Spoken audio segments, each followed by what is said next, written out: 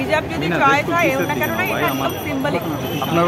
কিন্তু কোনোদিন হিজাব যে করে আমি পছন্দ করি না করি, আমি কিন্তু কাউকে বলতে চাইনি তুমি কেন হিজাব করছো, কিন্তু আমি যখন ওড়না না পড়ি আমাকে বলতে আসে আমি ওড়না পড়ি নাই কেন। কেন? এটা তো আমার গণতান্ত্রিক অধিকার, আমি ওড়না পড়বো কি পড়বো না এটা আমার চয়েস। সেই জায়গা থেকে এটা বলতে পারে না, রাষ্ট্রকে সেটা ভাবতে হবে এবং মানুষ ওই পরিবেশটা দিতে হবে, নিরাপত্তা দিতে হবে যে আমি আমার মতো করে চলতে শিখতে পারি সেই নিরাপত্তা।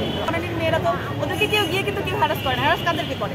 আমাদের মতো যারা আমরা বাসে চলি, যাতে আমাদের মতো নিম্ন মধ্যবিত্ত মানুষ তাদেরকে করে, কারণ কি জানে ওই মেয়েটাকে করলে কোনো ক্ষতি হবে না। বুঝে ওই মেয়েটাকে একটা মেয়েকে গিয়ে বলুক তো ওর ড্রেস নিয়ে বলতে পারবে না, কারণ ও জানে ওকে গেলে ধোলাই খাবে। সংখ্যা আপনি অন্যায়টাকে ন্যায় বলবেন না, আপনি সংবিধানকে পায়ে মারিয়ে আপনি কি কোনো কিছু ইয়ে করবেন? সংবিধানে কি লেখা আছে যে আপনি অন্য না বললে আপনাকে গালি দিব রাস্তাঘাটে গিয়ে? লেখা আছে? তাহলে কেন দিবেন? আগে সংবিধান পরিবর্তন করুন। হ্যাঁ ঠিক আছে, সংবিধানে আমি লিখছি অন্য না পড়লে আপনাদেরকে মাইক দেওয়া হবে, মুখে কালি দেওয়া হবে, তাহলে ঠিক আছে। আমি যা করতে চাই গণতান্ত্রিক রাষ্ট্রে একটা মানুষ যেভাবে তার স্বাধীনতা ভোগ করে আমি মনে করি যে আমি কী করবো না করবো কী করবো না করবো এটা আমার, এটা অন্য যারা করে নেয় ওই যে পরিবেশটা তৈরি করা, অন্য কেউ বলে দিবে, অন্য কেউ আমার ইয়েটা ঠিক করে দিবে, এই পরিবেশটা আসলে আমরা চাই না। এই পরিবেশটা মানে এখন ক্রিয়েট হয়েছে এবং এটা আসলে থাকা যাবে না, রাষ্ট্রকে সেই ব্যবস্থা। বিশ্ববিদ্যালয় না, হচ্ছে এই ধরনের ঘটনা তো ঘটে, এটা বিচ্ছিন্ন কোনো ঘটনা না, এবং এটা এমন না যে এটা এক বছর ধরে হচ্ছে, এটা তো আমাদের এখানে দিনের পর দিন বছরের পর বছর ধরে আমরা দেখেছি যে যৌন নিপীড়ন, নারীর প্রতি সহিংসতা, এগুলো তো বছরের পর বছর দিয়ে হচ্ছে। কিন্তু সমস্যা হচ্ছে রাষ্ট্র এই ঘটনাগুলোকে কীভাবে দেখে।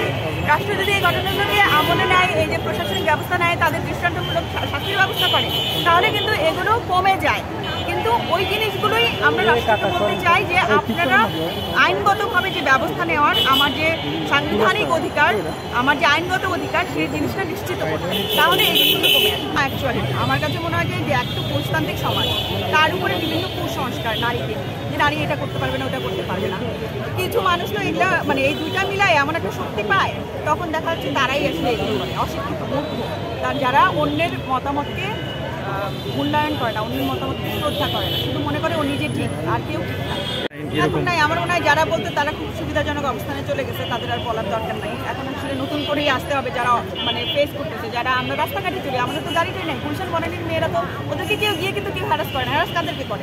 আমাদের মতো যারা আমরা বাসে চলি, যাতে আমাদের মতো নিম্ন মধ্যবিত্ত মানুষ তাদেরকে করে, কারণ কি জানে ওই মেয়েটাকে করলে কোনো ক্ষতি হবে না। বুঝে ওই মেয়েটাকে একটা মেয়েকে গিয়ে বলুক তো ওর ড্রেস নিয়ে বলতে পারবে না, কারণ ও জানে ওকে গেলে ধোলাই খাবে। এই যে এই বারবার অ্যাবিউজ যে কি ভয়াবহ, একটা মানুষ মানে সুইসাইড পর্যন্ত করে ফেলে, আপনি এটা তো এরা বোঝে না। এখন আমি তো ওইরকম জায়গায় নাই, এখন সবার মানসিক অবস্থা একরকম হয় না, আমি অবশ্যই আঘাতপ্রাপ্ত হব, কিন্তু আমি ওটা ডিল করতে জানি।